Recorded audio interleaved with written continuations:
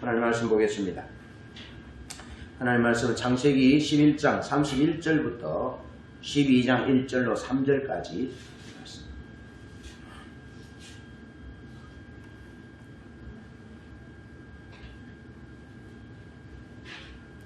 우리 한음성으로 합독하겠습니다. 데라가 시작.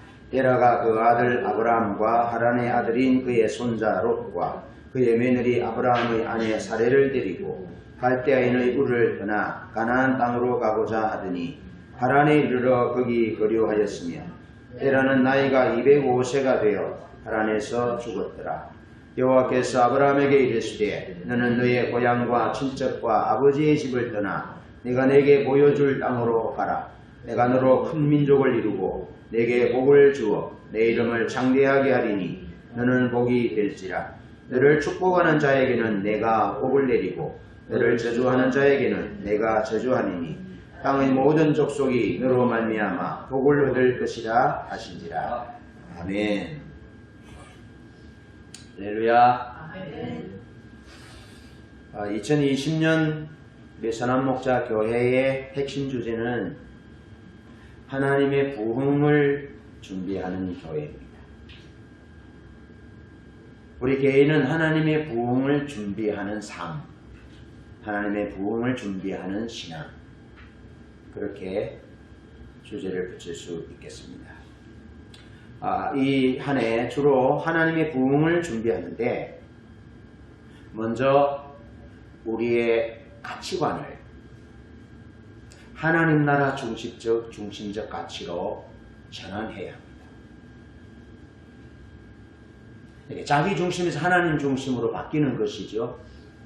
가치관이 세상 가치관으로 몸에 배어있는 우리의 가치관이 하나님 중심적 가치관, 하나님 나라를 중심으로 한 가치관, 성경적 가치관으로 전환되지 않으면 결코 하나님의 영광을 담을 수 없습니다. 하나님의 영광으로 임했다 할지라도 사울 왕처럼 결국에는 하나님을 불순종하는, 하나님의 일을 방해하여 하나님의 기름 부은 다윗을 죽이려고 하는, 그리고 노베 제사장 85명을 무참하게 살해하는, 하나님을 대항하는 그런 악의 세력이 될 수 있음을 꼭 기억하시오. 아나니아와 삽비라가 성령의 감동으로 소유를 팔아서 헌금을 했지만 세상가치, 사람들의 칭송, 칭찬, 그 세상가치에 그의 가치관이 전환되지 아니했을 때 오히려 그 소유를 밭을 파는 것이 화근이 됐다. 꼭 기억하셔야 합니다. 가치관이 성경적 가치관, 하나님 중심적 가치관으로 전환되지 않으면 하나님의 영광으로 임할 때, 소멸하는 불로 임할 때에 탄다라는 사실, 깨진다는 사실, 터진다는 사실을 꼭 기억하셔야 합니다. 그래서 부흥을 준비하면서 우리가 철저히 우리의 가치관이, 우리의 세계관이 성경적 가치관으로, 하나님 중심적 가치관으로, 하나님 나라의 가치관으로 철저히 전환되어져야 합니다.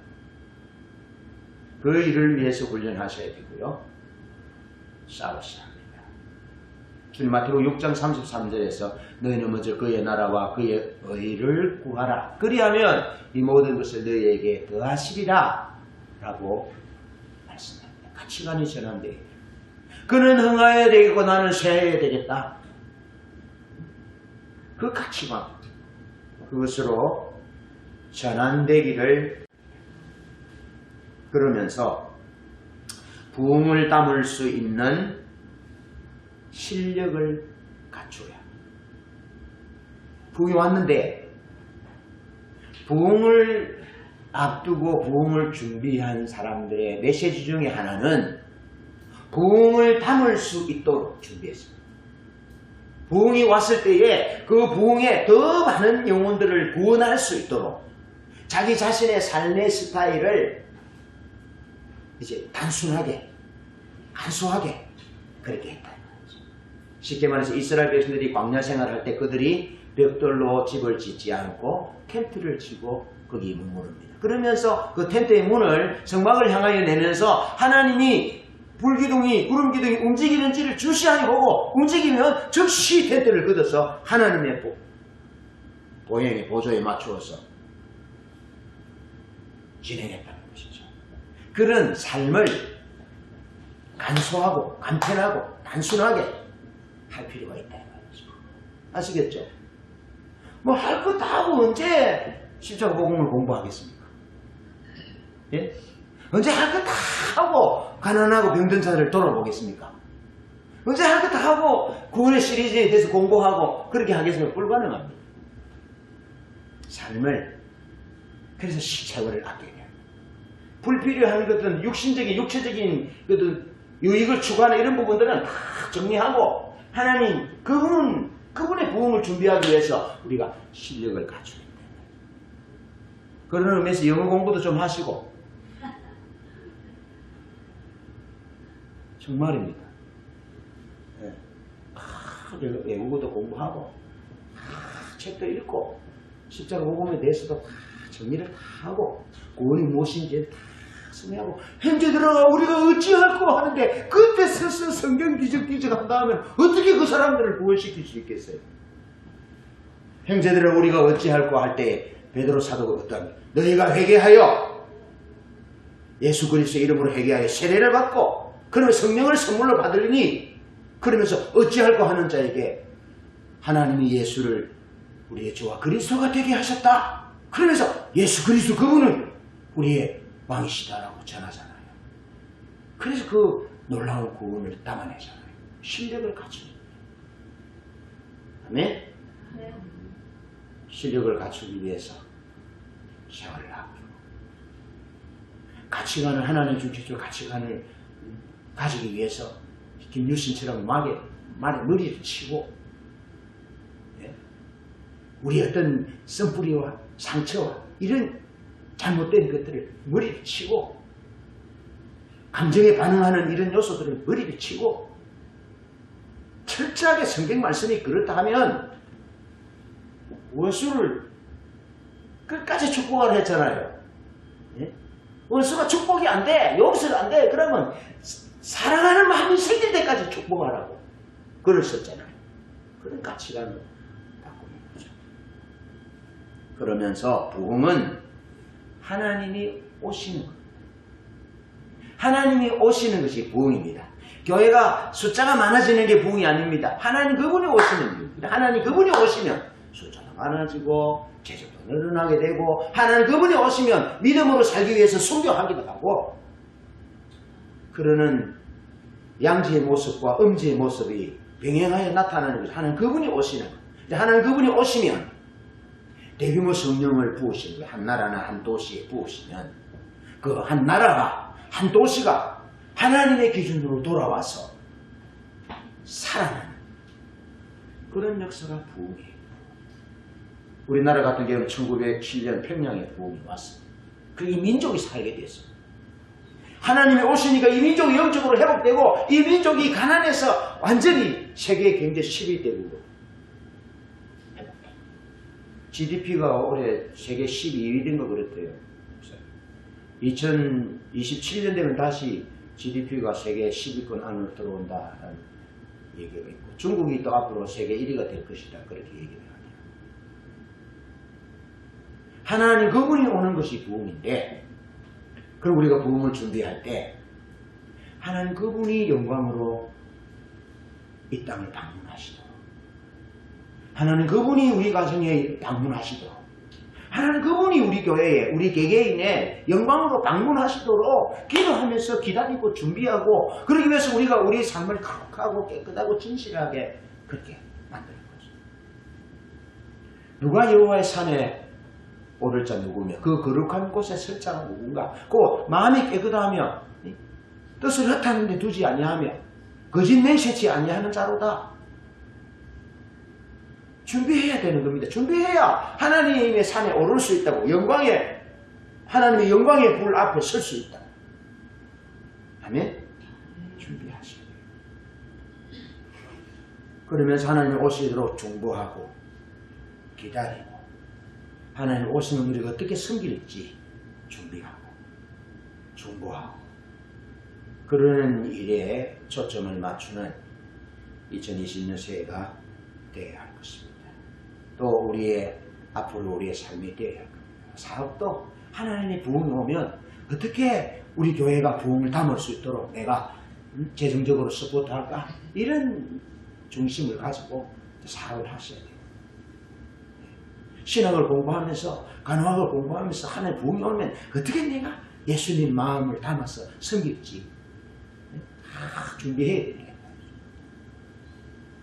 이번 컨퍼런스에 가서 하나님 제게 주신 선물이 있어요. 주신 선물이 부흥을 준비하는 그 길에 우리 교회가 하나님의 부흥을 준비하는 교회로 하나님의 영광을 함께 하실 것에 대해서 말씀하시고 또 내 개인적으로도 하나님 그렇게 하실 것에 대해서 기도사회를 통해서 말씀하시고 그렇게 하셨어요. 오늘은 하나님의 부흥을 위해서 하나님이 무엇을 준비하셨는지 하나님의 부흥을 위해서 아브라함이 무엇을 준비한 것이 아니라 하나님이 무엇을 준비하셨는지 보여줍니다. 주님의 부흥을 기다리며 기도하는 우리에게 이 하나님이 부흥을 위하여 무엇을 준비하시는지 무엇을 보여주시면서 앞서가시는지 그럼 우리가 어떻게 아브라함이 그 주님을 따라갔는지 그것을 보면서 우리가 하나님 놓치지 않기를 바랍니다. 하나님의 목적, 하나님의 일하신 하나님의 길을 잘 따라가는 그런 은혜가 있기를 축복합니다. 자, 부흥을 위하여 하나님은 아브라함을 부르셨는데요. 가장 먼저 우선적인 우리의 인식은 하나님의 역사에 대한 올바른 인식을 가져야 합니다. 하나님은 알파와 오메가이십니다. 하나님은 우리를 창조하시고 이 세상 우주 만물을 창조하신 분입니다. 하나님은 부족함이 없이 완전하신 분입니다. 사람은 날 때는 어렸다가 크면서 점점 성숙해집니다. 그런데 하나님은 그렇지 않습니다. 하나님은 처음부터 끝까지 스스로 계신 분이고 온전하신 분이고 완전하신 분입니다. 그래서 하나님은 더 성숙해진다 그런 개념은 없습니다. 하나님 가장 완전하신 분입니다.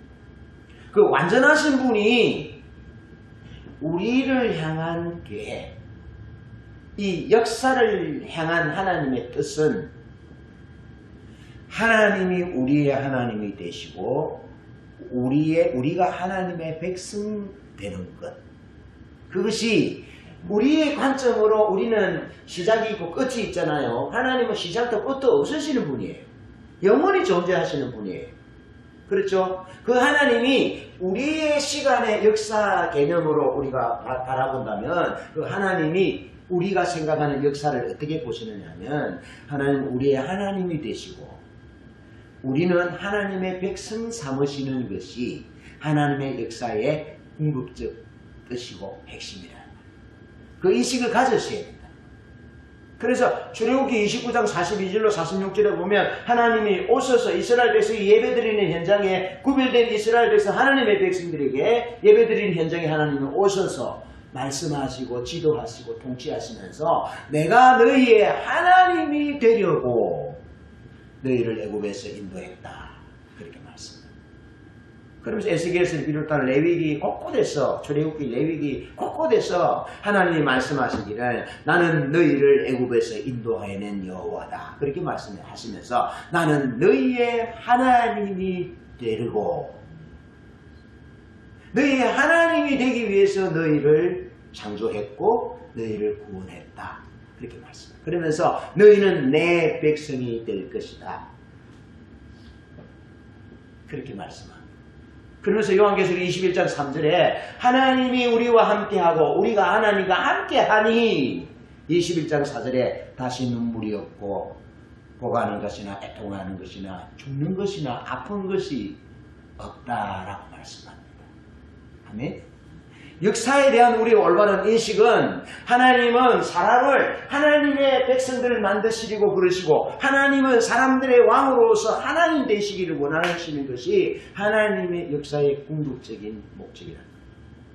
그래서 요한복음 10장 10절 11절에도 도둑이 오는 것은 생명을 죽이고 멸망시키고 빼앗으려고 오지만 주님이 내가 온 것은 양으로 생명을 주고 더 풍성하게 하기 위해서 왔다라고 말씀합니다. 그러면서 하나님 미리 땅에 떨어질지 아니하면 하늘 그대로 있고 죽음의 많은 열매를 맺느니라 말씀합니다.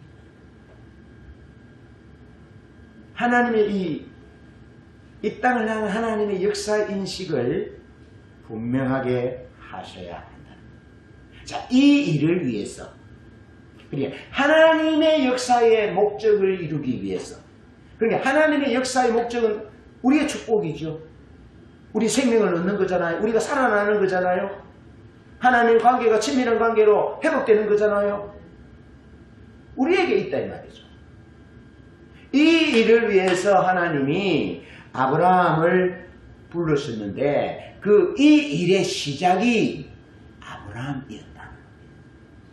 하나님은 이 일을 시작을 아브라함이라는 사람을 부르심으로 시작하셨다는 거죠. 사람을 부르심으로 시작하셨다. 놀라운 일. 그런데 하나님은 성경에 보면 아벨의 제사를 받으셨어요. 아벨의 제사를 받으셨어요. 그리고 하나님은 에녹과 동행하셨어요. 에녹이 365년간 하나님과 동행하면서 죽지 않고 하늘나라를 갔어요. 그리고 노아가 방주를 준비해서 다 인류가 멸망했는데 노아와 노아의 가족 식구 8명만 살았어요. 그 후로부터 인류가 또 번성하기 시작했어요.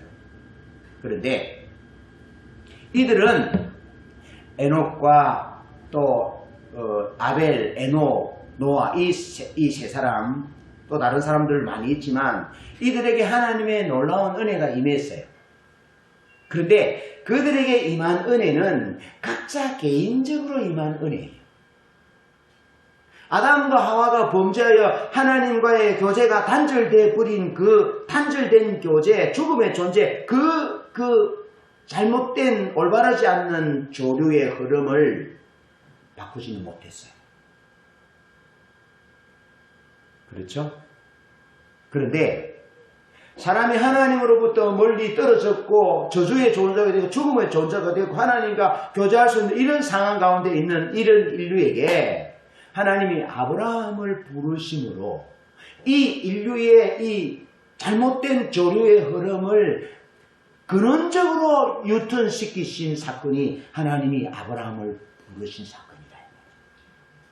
할렐루야. 그런 의미에서 보면 이 하나님이 아브라함을 이 하나님의 역사, 궁극적 역사를 이루기 위해서 불러내신 이 사건이야말로 놀라운 사건이라는 거예요.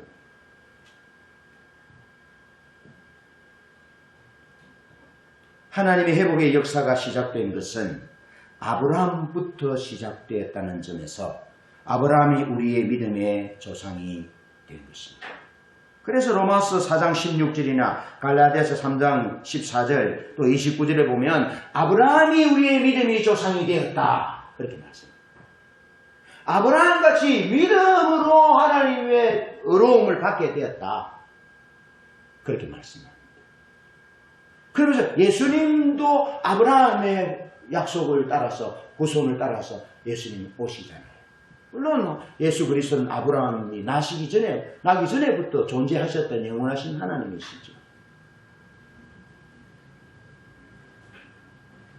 하나님의 구원의 역사를 이루는 데 있어서 범죄의 조류를 다른 흐름으로 바꾸는 첫 번째로 사용된 사람이 아브라함이기 때문에 중요하다. 그러면서 아브라함으로 시작한 그 길을 하나님이 너와 너 후손으로 말미암아 천하 만민이 복을 받을 것이라 라고 말씀하셨는데 그 후손인 예수 그리스도 그분이 오셔서 조류의 흐름을 완전히 끊으셨다. 아브라함으로 인해서 이 잘못된 조류 흐름을 턴하게 만드셨다면 그의 아들 예수 그리스도를 통해서는 그 나쁜 조류, 잘못된 조류를 완전히 차단하셨다는 거예요. 십자가를 통해서 승리하신 것. 그를 믿는 모든 자가 행위로 구원이 아니라 믿음으로 어록함을 얻는 길을 여셨다. 그래서 히브리서 기자는 예수 그리스도 그분이 영원한 속죄를 단번에 들이심으로 새롭고 산 길을 여셨다.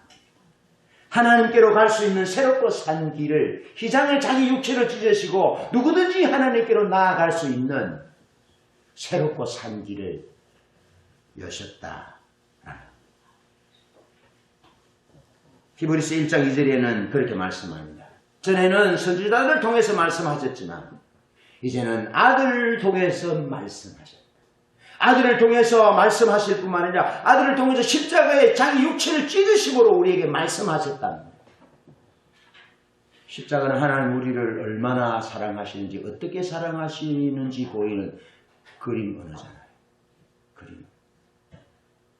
피를 흘려서 물을 흘리시고 물 한 방울 피 한 방울 다 흘리시고 우리가 받아야 될 그 저주를 주님 그분이 대신 받으심으로 죄의 조류를 완전히 차단하고 끊으심으로 그를 믿는 자는 예수 그리스도 그분을 믿는 자는 누구든지 죄 용서함을 받고 누구든지 하나님께 나가는 새롭고 산 길이 열렸고 누구든지 하나님의 자녀가 되는 은총을 하나님이 주셨다. 그래서 예수 믿으면 영접 안 한자고 그 어림을 믿는 자에게 하나님의 자녀가 되는 권세를 주셨다. 하나님의 자녀 삼으심. 하나님의 역사에 대한 궁극적인 목적이 아브라함을 통하여 시작하였지만 예수 그리스도 그분을 통하여 완성되는 이 놀라운 은혜를 하나님이 이 땅의 부흥으로 주셨다. 근데 그분이 다시 재림하시기 전에 부흥으로 임하시겠다고 다시 회복시켜 주실 것이라고 이런 자를 다시 찾을 것이라고 하나님이 말씀하시는데 그것은 교회를 통해서 하나님의 백성들을 통해서 그 일을 이룩할 것이라고 성경에 약속하고 있는 것입니다. 오늘 우리가 우선적으로 생각을 해볼 점이 여기 있습니다. 나는 내 가정은 범죄의 조류, 사탄을 주인으로 섬기던 흐름을 바꾸는데 사용되고 있다는 점입니다. 이것이 하나님이 우리에게 내 생에 우리 가정에 가장 큰 축복과 은총으로 주신 것이라. 여러분 수많은 사람들이 있는데도 왜 아브라함을 믿음의 조상이라 하나요? 노아에게 하나님 놀라운 은혜가 임했으니까 다 죽는데 노아 가족만 살았잖아요. 예배의 첫 모델로 아벨의 제사를 하나님이 받으셨잖아요. 에녹은 하나님과 동시에 죽지도 않았어요. 그런데 그들은 믿음의 조상이라고 성경에 말하지 않아요. 아브라함의 믿음의 이방인에게 미쳐서 그렇게 말하지 않아요. 아브라함만 얘기하는 거죠. 그 은혜를 아브라함이 하나님이 아브라함을 부르심으로 하나님의 궁극적인 역사 우리 인류가 복을 받게 하신 이 조류의 흐름을 시작하셨다는 데 있어서 아브라함이 은총에 사는 거죠. 지금도 아브라함, 이슬람, 유대, 기독교인 세계 모든 종족의 조상이 아브라함이에요. 믿음의 조상이라는 거죠. 놀라운 은혜인 것이죠. 놀라운 은혜. 그런데 오늘 우리 가정이 이 범죄의 조류를 끊고 새롭게 시작한 출발점이라는 것이 하나님의 은혜다는 거죠. 그걸 인식하셔야 된다. 할렐루야. 축복된 자들. 이런 인식에서부터 우리의 행복이 시작되는 거예요. 소유에 있는 것이 아닙니다. 이런 업적에 있는 것이 아닙니다. 많고 적음에 있는 것이 아닙니다. 이런 인식. 내가 이 조류를, 이 죄악된 조류를 내가 끊었구나. 우리 선조들이 끊었구나. 우리 가정이 끊었구나 하는 이 놀라운 이 인식. 이것이 없다면 돈이 많아도 불행하고 시간이 많으면 불행하고 불행하게 되는 거죠. 이런 인식을 가지고 감사할 수 있기를 바랍니다. 기뻐할 수 있기를 바랍니다. 이게 우리가 역경을 이기는 능력이에요. 이것이 우리가 가난과 여러 가지 억울한 일들과 어려운 일들을 인내하며 눈물을 흘리면서 나아갈 수 있는 이 원동력이 되는 거지요. 여러분 아브라함이 그렇게 새로운 조류의 흐름을 방향을 바꾸고 난 이후에 어떤 일이 일어났습니까?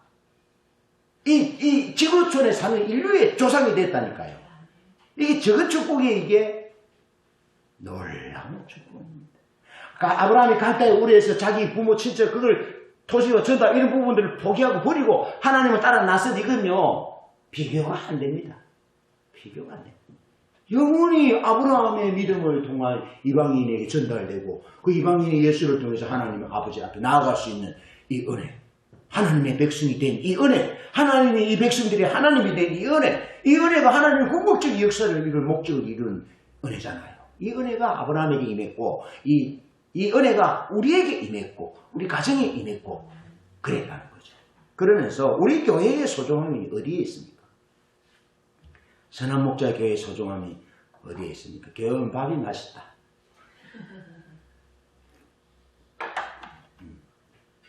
교회가 편하다. 목사님이 좋다. 사모님이 참 편하고 좋다. 그런 것이 아니라 우리 교회의 소중함은 교회 성장과 세속적 가치를 추구하는 교회가 아니라 성경 중심의 교회, 주님이 머리이신 교회, 주님이 교회의 터가 되시는 교회. 그러면서 높고 낮음이 없이 그리스도 안에서는 빈자나 가난한 자나 부자나 남자나 여자나 나이 든 사람이나 적은 사람 다 그리스도의 은혜와 사랑 안에 동일한 하나님의 백성이 그 하나님의 나라를 추구하고 하나님의 가치관을 추구하고 하나님 그분을 추구하는 교회가 된 것이 우리 교회의 소중함인 거죠. 왜냐하면 하나님의 부흥은 하나님이 오시는 길은 하나님의 말씀을 소중히 여기고 하나님을 왕으로 여기고 하나님의 나라 하나님의 뜻이 이루어지기를 기다리고 준비하는 그 공동체에 하나님이 그 길을 따라서 부흥이 오시기 때문에 그렇다 이런 거죠. 할렐루야.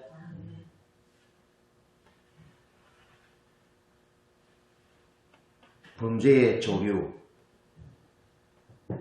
목회자가 교회의 주인이고 당회원이 장로가 교회의 주인이고 교회에 돈 많은 사람, 헌금 많이 하는 사람이 주인이고 봉사 많이 하는 사람이 주인인 그런 교회가 아니라 주님이 주인이신 교회, 교회의 주권이 주님에게 있음을 인정하는, 그래서 주님 그분이 다시 이 땅에 오셔서 이 민족을, 이 인류를 구원해주고 이 사회를 새롭게 해주시기를 갈망하는 그런 교회됨이 우리 교회의 소중함이라고요.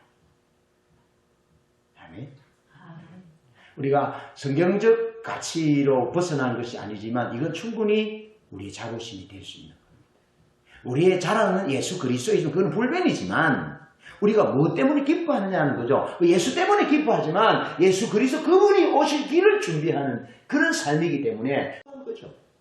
나는 세례 요한이 길에 들어서 메뚜기로 석정을 먹고 뭐 약대 트롯을 읽고 그렇게 살았지만 나는 세례 요한이 예수님 말씀하셨어요. 세례 요한이 이 여자가 낳은 자 중에 세례 요한이 제일 큰 자라라고 말씀하셨어요. 그 세례 요한이 소중히 여겼던 그 가치가 주님이기 때문에 주님이 오실 길을 준비했기 때문에 세례 요한 그가 소중한 사람입니다. 세례 요한 그의 가치관이 하나님 그분을 추구하고 하나님 나라가 이루어지기를 기도하고 하나님의 백성들이 회복되고 하나님의 백성들에게 메시아이신 예수 그리스도를 보여주기 위해서 드러내기 위해서 그의 가치관이 거기에 있었기 때문에 세례 요한은 그렇게 행복한 사람이었고 예수님도 세례 요한을 여자가 낳은 자 중에 세례 요한보다 더 큰 자가 없다라고 말씀합니다. 그러니까 서두에 우리의 가치관이 바뀌어져야 된다는 이유가 그겁니다. 세례 요한이 가치관이 주님이었다니까요. 하나님의 나라였다니까요. 메시아를 이스라엘 백성들에게 드러내는 것이었고 이스라엘 백성들이 하나님께로 돌아오는 것이 그의 가치관이었다는 거예요. 그 가치관이 분명하니까 먹는 것이 뭐 메뚜기 석치면 어떻습니까? 입는 옷이 약대 틀었으면 어떻습니까? 머리를 단정하게 안 깎으면 어떻습니까? 제사장인데도 성전에 못 살고 빈들에 사는 거 어떻습니까? 가치관이 주님인데 가치관이 주의 나라인데 하나님의 백성들의 행복이 있고 이스라엘 백성들에게 하나님을 드러내고 그들이 하나님을 영접할 수 있도록 만드는 가치관이라면 세상에 가장 큰 자라고요. 우리 교회와 우리 가정과 우리 개인이 소중함이 그게 있다고요. 가치관을 바꿔야 합니다. 우리의 가치관을 바꿔야 합니다. 하나님 중심적 가치관, 성경 중심적 가치관, 하나님 나라를 위한 가치관으로 바꿔야 돼요. 그래 삶을 단순하게 하고 실력을 갖추고 중보하고 기도하고 아멘? 그렇게 하셔야 합니다. 이 하나님의 역사에 대한 올바른 인식이 중요한 거예요. 그래야 내가 하나님의 역사에 우리 가정이, 우리 교회가, 우리 스스로가 하나님의 역사에 저 언저리에 밀려나지 않고 하나님의 역사의 중심에서 하나님 그분을 기다리고 따라가는 거죠. 그러다 보면 어느 날 주님 세례요한이 세례 베푸다가 성령의 비둘기같이 임하는 것을 보면 그가 메시아라고 하나님 가르쳐주잖아요. 그리고 어느 날 세례를 주다 보니까 당신이 메시아인데요 그러면서 당신이 내게 세례를 주셔야 합니다 라고 하잖아요.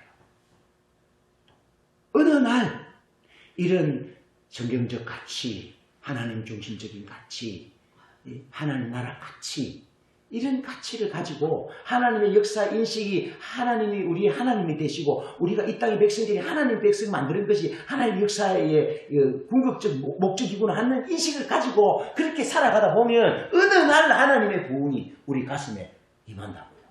어느 날 하나님의 부흥이 우리 집에 왔고 어느 날 그렇게 호련히 임신한 여인에게 상고의 고통이 호련히 오는 것처럼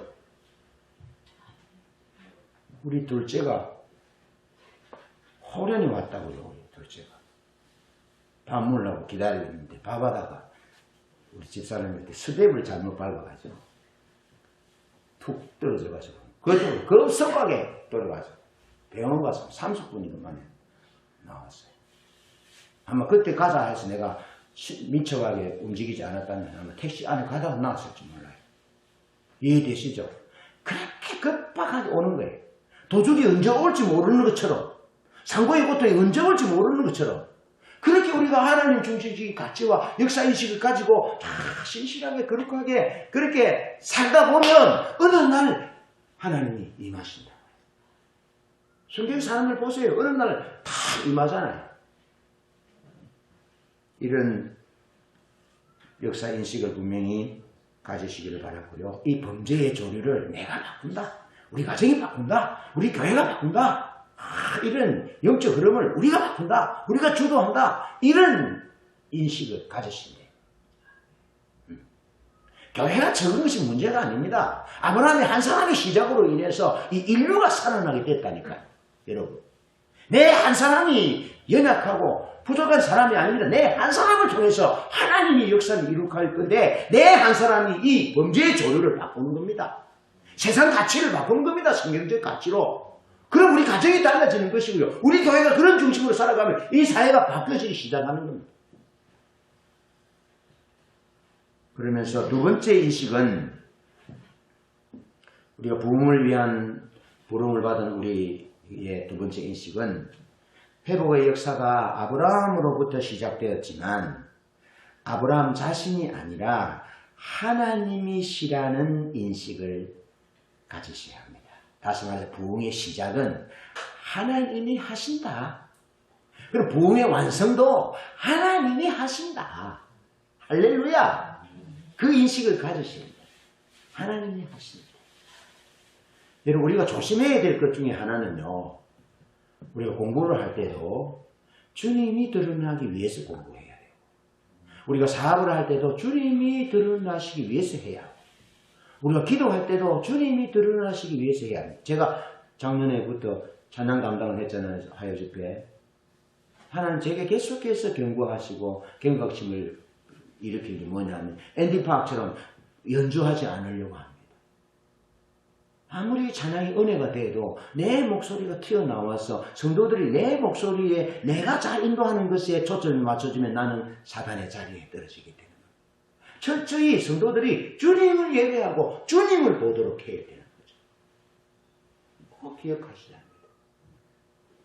그래서 앞에 선 사람은요, 과도한 액션, 과도한 어떤 목소리 이런 부분들에 대해서 철저하게 절제할 수 있어야 합니다. 꼭 맞춰서 꼭 기억하셔야 합니다. 네. 기도하는 것도 마찬가지로 옛날에 어릴 때는 우리가 막 크게 기도해 내가 보니까 청년 때에만 목사님하고 싸우는 거 있지. 앉아가지고 막 이렇게 옆으로 앉아가지고 기도하는 소리를 크게 해가지고 기도하는 거예요. 그 예배당이 본당이 크잖아요. 얼마나 크게 기도하는 그러면서 내 마음속에 내가 오늘 목사님보다 끝까지 오래 앉아 있는데 그러면서 계속 기도하는 거예요. 그럼 목사님 가셔요. 그러면 목사님은 갔을 때 또 근사님이 앞에 앉아 계시네. 근사님보다 오래 앉아 있는 계속 기도. 근사님 가셔요. 그럼 내 혼자만 남는 거예요. 그럼 하나님을 찬양하고 할렐루야하고 갔는데 그때는 어렸다는 거예요. 이해되시죠? 깊이 묵상하여 기도할 때 깊이 묵상하여 기도하고 내 목소리와 내 눈물과 내 감격과 탄식이 다른 사람의 기도나 이런 부분에 방해가 될 수 있다면 잠잠히 기도하는 것이 훨씬 성숙한 모습. 조심하셔야 됩니다. 주님이 내 어떤 모든 은행의 행보가 주님을 가리는 것이 되지 않도록 민첩하게 생각하셔야 됩니다. 예배 시간에 여러분이 약간 좀 벗어났는데 예배 시간에 시작을 제가 딱 서잖아요. 그런데 여러분이 자꾸 다니거나 나가면요 시작을 못합니다. 그런 부분에서 우리의 자세는 항상 주님에게 맞춰져 있지 않다는 겁니다. 2% 부족하다. 그래서 딱 주님에게 맞춰서 그 전에 미리 미치하게 하고 그 전에는 하나님 앞에 예배 우리 모든 사람들이 하나님께 우리 마음과 관심을 집중하는 데 있어서 내가 잠깐 일말의 어떤 지장이 주지 않도록 하는 그런 부분들의 배려가 우리에게 필요하다. 약간 벗어난 얘기지만 그렇습니다. 꼭 기억하셔야 됩니다. 부흥의 시작은 하나님이다. 부흥의 완성도 하나님 그분이 하신다. 그래서 우리는 무엇을 하든지 먹고 마시든지 하나님 영광을 하라 하신 것처럼 주님이 드러나도록 하셔야 된다. 그러면서 하나님이 아브라함을 특별하게 하셨어요. 조류의 흐름을 바꾸셨는데 아브라함이 바꾼 것이 아니고 하나님이 아브라함을 부르셔서 하나님이 아브라함이 그 조류를 바꾸는 사람이 되도록 하셨다는 겁니다. 그래서 사도행전 7장 2절을 우리 한번 보겠습니다. 사도행전 7장 2절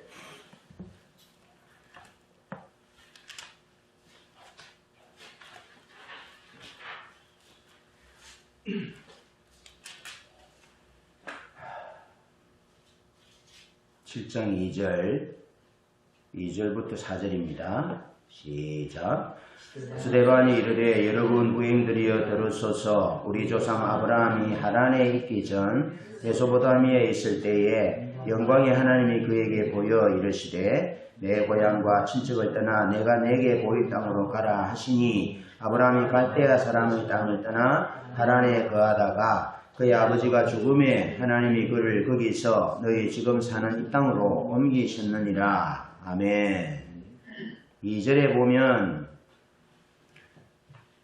아담의 타락 후에 하나님이 아브라함에게 나타나실 때까지 성경은 수차례 사람들에게 말씀하신 기록은 있습니다. 웨치만니라는 학자는 그렇게 말합니다. 수많은 그러니까 2000년 동안 BC 4000년의 역사를 보면 구약 4000년, 신약 2000년 그렇게 역사의 관점으로 보면 2000년 동안 아담이 범죄한 후에 2000년 동안 하나님이 사람에게 찾아오셔서 말씀하시고 그런 기록은 있지만 사람에게 나타나셨다라는 기록은 없다라고 하는 겁니다. 그러면서 하나님이 아브라함에게 나타나셨다는 겁니다. 그런데 구약의 창세기 오늘 본문 말씀에는 하나님이 영광이 하나님 나타났다 그렇게 기록되지 않고 그냥 아브라함에게 이르시되 그렇게 나오는데 스데반이 성령에 충만하여 스데반이 하는 말이 우리 조상 아브라함이 메소포타미아 하란에 있기 전에 갈대아 우르에 있을 때 영광의 하나님이 그에게 나타나셨다. 그래서 아브라함을 부르셨다는 겁니다. 그러니까 이 부흥의 시작이 아브라함에게 있는 것이 아니고 하나님이 영광의 하나님이 아브라함에게 나타나셔서 자기를 계시하셔서 그 역사의 조림을 죄의 조류를 전환하도록 끊도록 시작하셨다는 겁니다. 이 초점을 놓치면 안 된다는 겁니다. 그러면서 하나님이 2009년 저에게 기도 사역을 해주는 어떤 분이 이렇게 말씀해요. 2009년도에 하나님이 강력한 불로 임하는 환상을 하나님이 보이시는데 소용돌이 같이 강력한 불이 임하는데 그 불 형상이 사자의 형상 같더라는 거예요. 사자의 형상 알죠? 예수님이 사자의 후손으로 온다라고 말합니다. 그 사자는 유다 지파를 말합니다. 유다 지파에 사자가 일이 있었다는 그 예수 그리스도 그분을 말합니다. 예수 그리스도 그분이 사자의 그림으로 사자로 표현됩니다. 그 불이 강력하게 임하는데 사자의 모습으로 임하는데 그 밑에 뭐가 있느냐 하면 그 밑에 세물교회 성교회가 있더라는 거죠.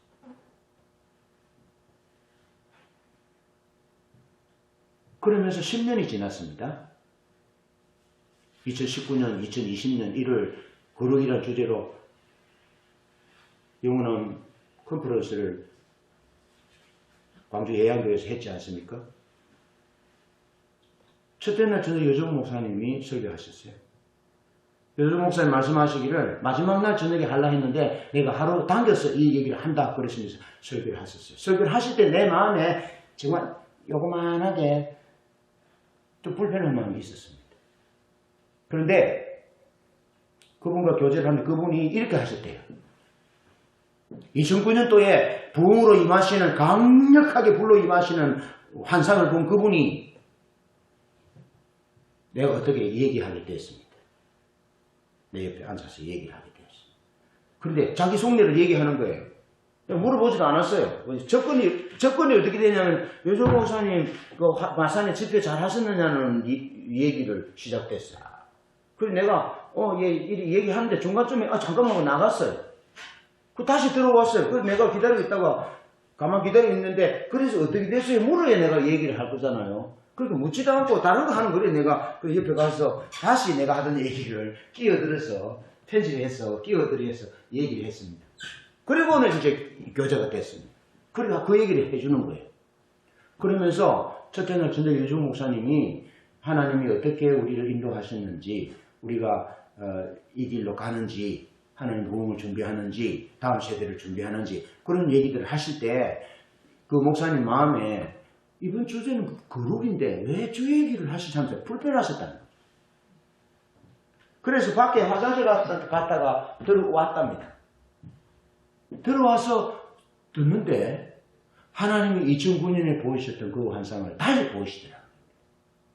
강력한 불로 임하는 그 환상을 10년이 지난 시점에 그 부흥을 준비하는 그 말씀을 여주 목사님 하고 계실 때 강력한 불로 임하는 10년 전에 보이셨던 그 환상을 다시 보이셨다. 그러면서 무슨 말씀 드리냐면 이 일이 주님이 하시네. 다음 세대가 준비되면 주님이 부흥으로 임하시겠네. 그러면서 하나님이 그러셨다는 거죠. 2009년도에 그 환상을 보고 못 믿겠지. 내가 사인을 하나 줄게. 그러면 그 사인이 뭐냐? 사인 중에 하나가 사무실이 2층으로 올라갈 거야. 그러시더라고요. 우리 성교회 성교관 2층이 중보기도실이었어요. 유정 목사님 사무실이 1층에 있었어요. 그런데 못 믿겠지. 하나님이 그러시고는 사인을 내가 하나 줄게. 내 종 사무실이 2층으로 올라갈 거야. 그랬다는 거죠. 그런데 뭐 하다 보니까 문자가 하나 땡 왔는데 모르는 사람 문자가 들어왔는데 문은 어떻게 내지요? 뭐 이런 문자가 들어왔더래요. 응?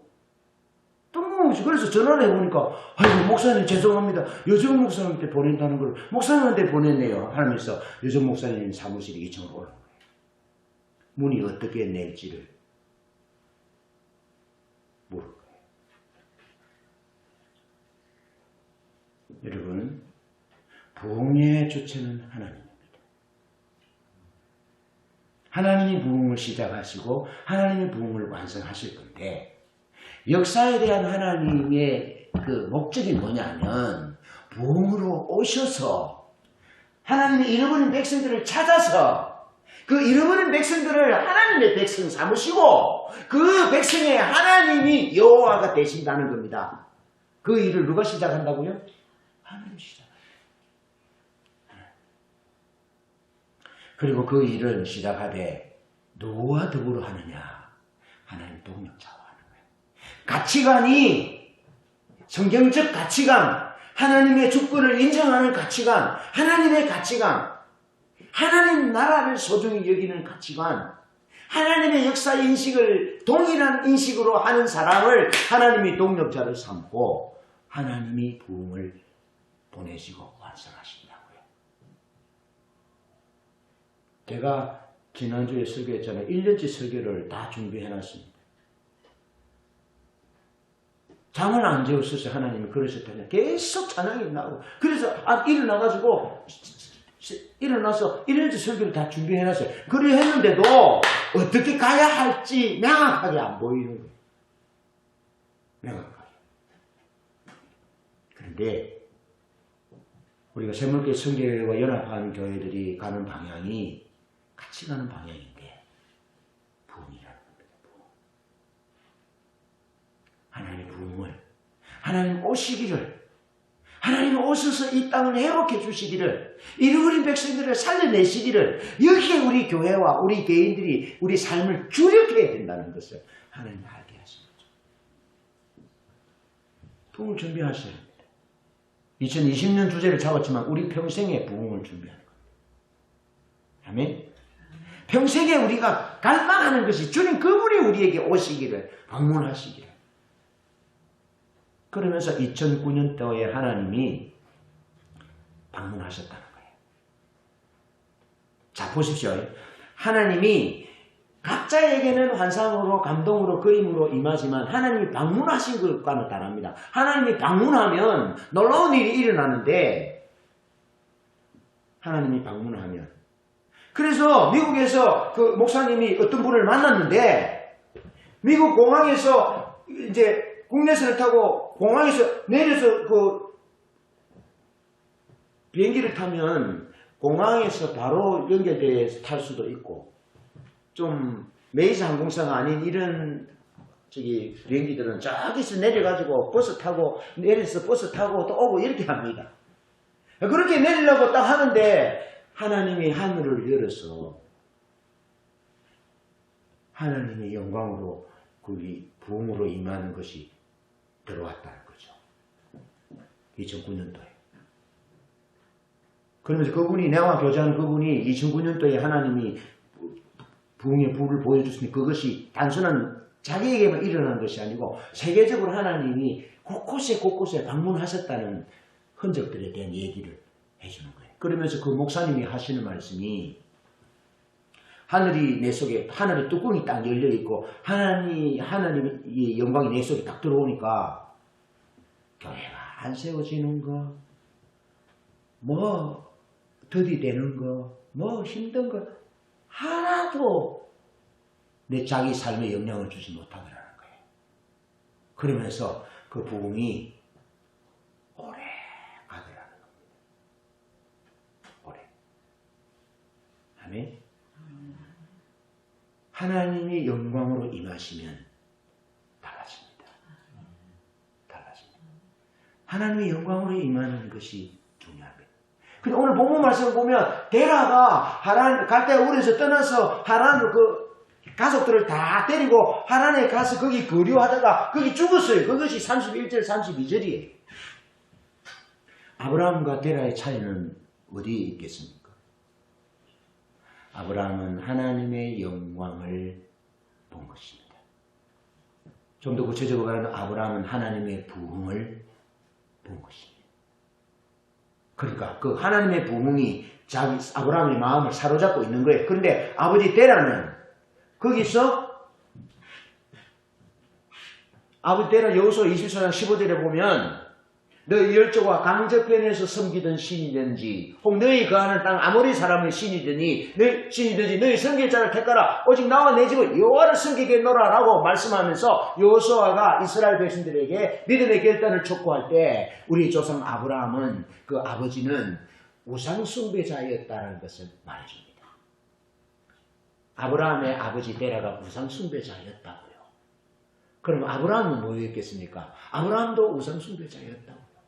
그런데 영광의 하나님이 당신의 목적을 위하여, 당신의 부흥을 위하여 누구에게 나타나셨다고요? 아브라함에게 나타나셨다, 찾아오셨다고. 그러니까 아브라함이 우상숭배고 그 아버지도 우상숭배지만 하나님의 부흥이 아브라함에게 임한 거예요. 그래, 부흥이 임하지 않은 때는 어떻게 합니까? 여전히 우상숭배자로 남아있죠. 여전히 그 하나님이 그 무역이 풍부한 곳, 갈대우르보다 더 경제 규모가 큰 그곳에서 자기 마음을 뺏기는 거죠. 그게 우상이지 뭐겠습니까? 그냥 환경의 눈을 뺏기는 거예요. 그래서 거기 거주하다가 살다가 거기 죽었어요. 아브라함과 데라의 차이는 다 같이 갈대우르에서 나왔습니다. 가나안 땅으로 가기 위해서 나왔습니다. 그런데 하나님이 그 마음에 임한, 아브라함의 마음에 임한 하나님의 영광이 강력해서 지워지지 않았다는 겁니다. 아멘? 지워지지 않았다는 겁니다. 그러면서 내가 우리 어머니에게 예를 들어보면 아브라함의 가치는 하나님 중심적 가치로 전환되어 있었다라고 봅니다. 그 아버지 데라에 비해서.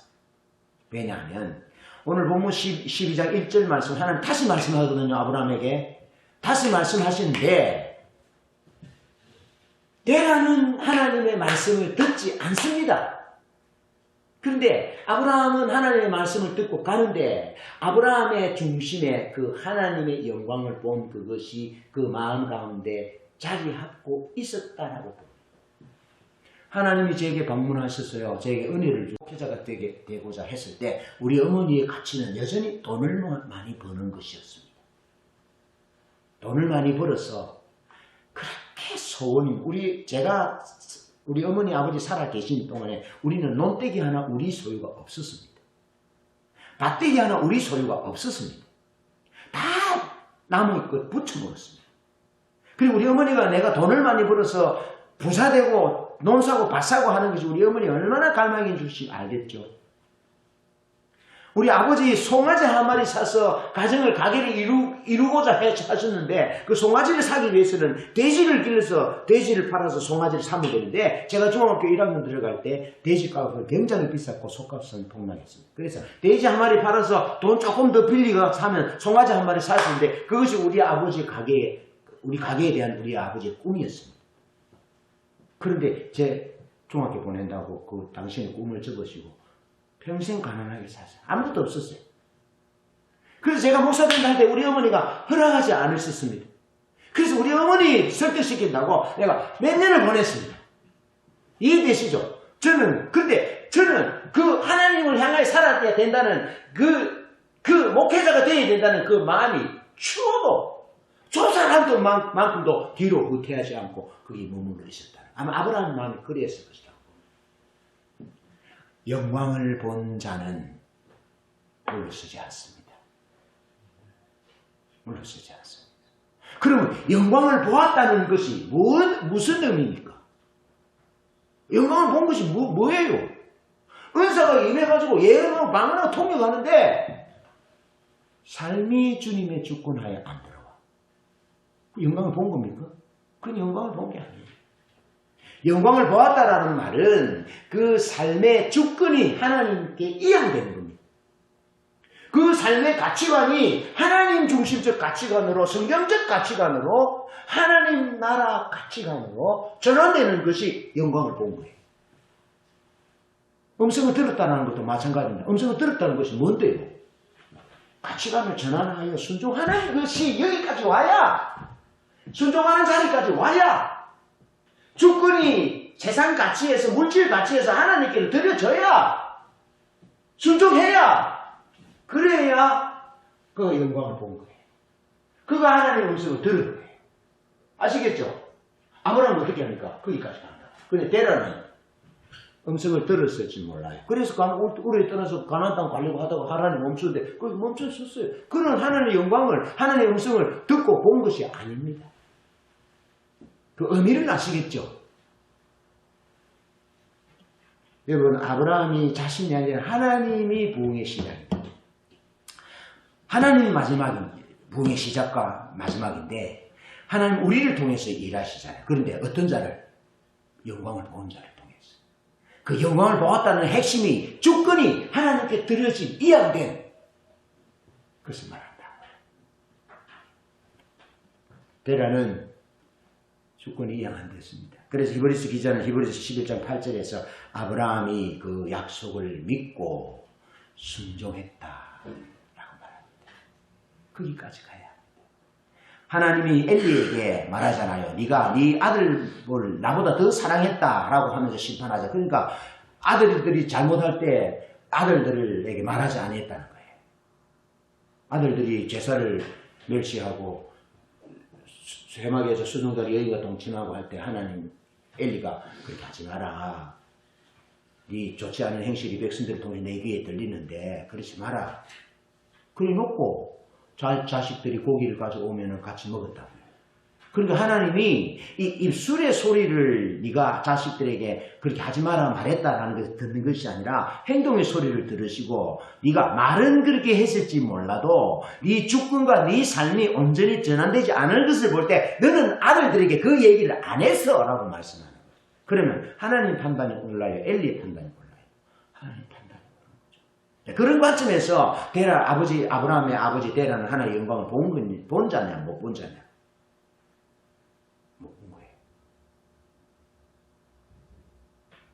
육의 눈으로 영광을 볼 수 있고 육의 귀로는 들었을 줄 몰라도 그 삶이 하나님께 주권을 온전히 드리지 않은 상태에서 여전히 그런 우상숭배잖아. 물질이라는 번영과 부요의 환경 속에 세월을 낭비하고 부흥을 준비하지 못하고 그냥 죽고 말았어요. 그래서 데라는 잘 먹고 잘 살다가 죽었다. 그거 끝이. 하나님의 부흥을 조류를 바꾸는 이 일에 믿음의 조상이 될 뻔한 사람인데 아브라함에게 그 자리를 양보하고 만 거죠. 핵심은 하나님의 영광을 보는 것입니다. 하나님의 영광을 보는 것이 무슨 의미입니까? 하나님과 하나님의 목적을 보는 것입니다. 하나님과 하나님의 목적에 순종하는 것입니다. 주권을 드리는 것입니다. 그의 세계관과 가치관을 전환하는 것입니다. 천하만민이 너를 통해 복을 받을 것이라 하시는 그 말씀에 그의 일생을 거는 겁니다. 그것이 하나님의 영광을 본 자입니다. 그런데 성경은 처음부터 끝까지 하나님 그분이 주권자이심을 말씀합니다. 우리말은 태초에 하나님이 천지를 창조하시니라 그렇게 되어 있습니다. 그런데 히브리 원어는 하나님이 태초에 천지를 창조했다. 주어가 하나님입니다. 부흥의 시작과 끝의 주인공은 하나님입니다. 그러면서 하나님이 이 부흥을 일으키는 사람을 어떤 사람들을 통해서 부흥을 일으키느냐. 사도행전 2장 35절에 보면 형제들을 우리가 어찌할꼬 하는 자들에게 베드로 사도가 하는 말이 예수를 주와 그리스도로 영접하라. 아멘. 주와 그리스도로 영접한다는 것이 주권을 하나님께 드리는 것을 말합니다. 가치관을 하나님 중심적 가치관으로 드리는 것을 말합니다. 그런 사람을 통해서 하나님이 교회를 시작하시고 그런 사람들을 통해서 성령의 공동체가 되게 하시고 그런 사람들을 통해서 성교의 공동체가 되게 그런 사람을 통해서 여기 대한민국 우리 이곳까지 복음이 전해지게 됐다. 부흥이 왔다. 조국 대한민국에 조선에 부흥이 왔고 여러분에게 부흥이 왔고 이 시골 촌놈 지게꾼인 내게 부흥이 와서 감격하게 하시고 하나님 그분을 사랑하는 삶을 살게 하셨다고요. 이미 나는 하나님의 부흥을 맛본 자예요. 내 개인적으로 우리 가정적으로 하나님의 부흥을 맛본 거예요. 이제 내가 맛본 이 부흥을 우리 교회가 담아내고 이 민족이 이 사회가 그 부흥을 볼 수 있도록 하는 일이 내가 사는 이유라고요. 절대로 교인이 없다고 나를 불쌍히 여기지 마세요. 생활비 많이 못 준다고 너무 그렇게 가슴 아파하지 마세요. 다 하나님의 뜻이 안에 있겠습니다. 다만 여러분이 가슴 아파해야 될 것이 있다면 우리 목사님이 부흥을 놓치고 하나님 중심적인 가치에서 벗어나서 변했구나. 그렇게 된다면 가슴 아파 울어야 합니다. 그렇게 되지 않도록 기도해 주시기 바랍니다. 나도 신우 집사님 사업할 때 그 첫 마음이 변하지 않도록 기도하고 우리 정전사님에게 기도할 때 그 마음이 변치 않도록 기도해요. 우리 집사님들을 위해서 부산의 송 집사님 우리 마리아 집사님들을 위해서 기도할 때 그 마음이 변치 않게 기도해요. 사실 그 마음 변하면요 그 소용없어요. 가치 없어요. 아브라함 자신이 아니라 우리 자신이 아니라 하나님 자신이 부흥을 시작하시고 완성하신다. 다만 하나님이 우리를 동력자 삼으시는데 주권이 이양된 가치관이 전환된 그 사람을 통해서 하나님이 부흥을 이룩하십니다. 그래서 우리 개인과 우리 가족, 우리 교회의 포지션, 위치가 거기에 있기 때문에 소중하다 하는 거죠. 그 내가 얘기하잖아요. 어디 가면 목사님들 만나면 내가 제일 행복하다고. 진짜 제일 행복해요. 그런데 또 좀 더 행복하게 해주세요. 지금 어디 뭐 돈 많이 드는 데 가면 내가 위축되잖아요. 내가 좀 한 거 사야 되는데 못 사니까. 그러니까 기분 내가 사면은 우리 집사람 허리띠 줘야 되니까 좀 마음껏 좀 그래 내가 얘기하잖아요. 누가 내 때 5천만 원 용돈 좀 안 주나? 주세요. 요즘 목사님이나 이길수 목사님이나 리더들에게 용돈 많이 줘야 돼. 우리 정전사님한테도 용돈 많이 줘야 돼. 가서 밥도 사고 이래 하도록. 그런데 정전사님한테 용돈 줄 때는 직접 주면 안 돼. 낼로 줘야 돼. 그게 질서라. 그래야 내가 우리 교회에서 드리는데 그래야 여러분이 주는 사람이 정전사님 우상이 안 된다고. 아시겠죠? 꼭 좀 기억해 주세요. 집사님들 종이 적어도 분기별로라도 한 번씩 용돈을 좀 두둑하게 드리리라. 그래서 신학교 가면 좀 밥도 좀 살 수 있더라. 그래 좀 기가 살지. 그래가지고 사람들이 당신이 뭐 비결이 뭐요? 그러면 진짜 흠이야. 다 이렇게 얘기할 수 있도록. 당신은 기도하는 게 뭐요? 하나님 해보고 흠이야. 어떻게 하면 되는데요? 와봐. 그렇게 할 수 있도록. 그렇게 해주시기 바랍니다. 마지막으로 부흥을 향한 인식은 하나님의 은혜가 하신다는 인식을 가져야 합니다. 하나님의 은혜가. 아브라함에게 하나님의 특별한 은혜가 임한 거예요. 자, 제가 그래 얘기했습니다. 집사람하고 얘기하면서. 나는 처음에 교회에 딱 나가서 우상숭배 하지 마라 해서 10계명에 2계명에 우상숭배 하지 마라 했을 때 내가 딱 우리 아버지한테 가서 나는 아버지 내가 이제 제사 안 지냅니다. 죽을 각오하고 내가 했는데 그리고 우리 아버지 내 한 자리도 안 때리던데 그때부터 딱 제사 끊어졌고 우리 집에 저주가 끊어졌는데 안식일이 범하지 말라고 4계명이 있으니까 나는 우리 아버지 안식일 때문에 지게지고 산에 교회 못 가게 뭐 하면 나는 지게지고 뛰었는데 여기 다 까지고 그래가지고 막 지게짐 불어넣고 막 씻지도 않고 교회 뛰어갔는데 그럼 우리 아버지도 내가 어떻게 못했는데 얘를 교회로 인도한 친구의 사촌이 7계명이 간음하지 말라를 내게 가르쳐 주기를 간음은 욕하지 말라는 거다 이렇게 가르쳐 줬어요. 그래서 내가 욕을 안 했습니다. 그때부터. 그리고 청년 때 20살 때 농협에서 일할 때 청소하고 심부름하고 인쇄하고 막 이러면 그때는 은행 문이 이런 쇠문이었습니다. 5개를 올리려면 얼마나 힘이 들지 모릅니다. 그때 제가 근육이 좀 생긴 거 아닙니까?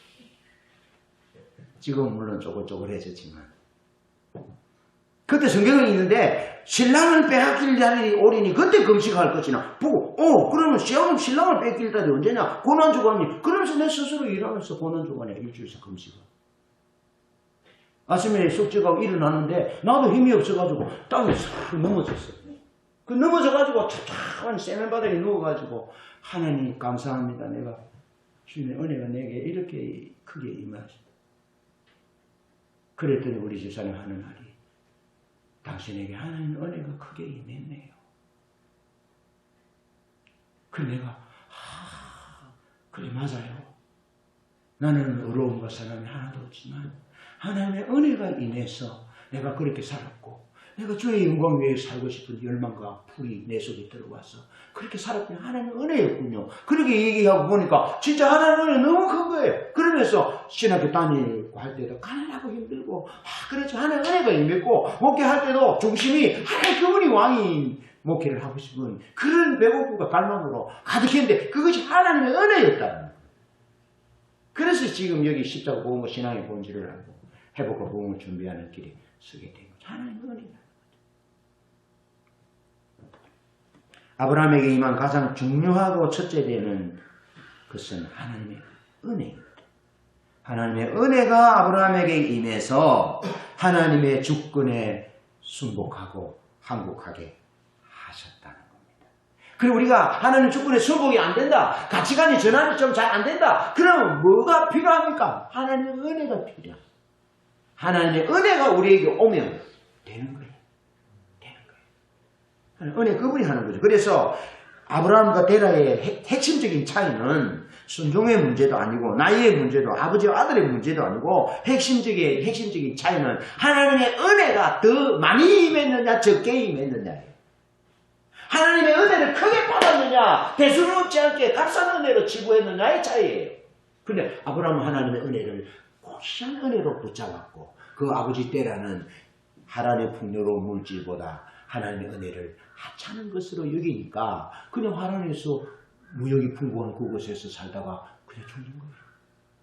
하나님의 은혜를 잊어버린 거예요. 제가 폐마하는 것은 아닌데요. 지난번에 우리 교회에 하늘나라 갔다 온 김옥만 아버지 있었잖아요. 참 신기하대요. 그래 얘기하신 분 한 달쯤 뒤에 전화해보니까 그 따님이 아버지 오늘 교회 가는 날인데 뭐 장사를 가려고 그럽니까? 이랬다잖아요. 그 뒤부터는 내가 두려워서 전화를 안 해봤습니다. 혹시 교회 안 나가고 장사한다고 할까 싶어가지고. 그렇습니다. 우리에게 임한 은혜가요 오래가지 못합니다. 오래가지 못해. 그런데 하나님의 영광을 보면 이사야처럼 평생을 가는 거죠. 그런데 하나님의 영광을 보되 그 말씀의 뿌리가 없으면 금방 무너진다. 뿌리가 없습니다. 그래서 우리가 아까 말했잖아요. 하나님 부흥을 담기 위해서 실력을 갖추어야 하죠. 말씀에 대한 실력도 갖추고 가치관과 세계관도 갖추고 그래서 그 은혜가 값싼 은혜가 되지 않도록 구원받는 것으로 만족하는 은혜가 되지 않도록 그분을 추구해야죠. 그분의 은혜를 추구하는 거죠. 그것의 차이입니다. 그나마 제가 늘 얘기하잖아요. 제가 여기까지 올 수 있었던 것은 제가 신앙을 했고 목회자의 길을 갔기 때문에 여기 이런 병신들처럼 살았다면 아마 쉽지 않아요. 그래서 여러분이 대단한 분들이에요. 귀한 분들이에요.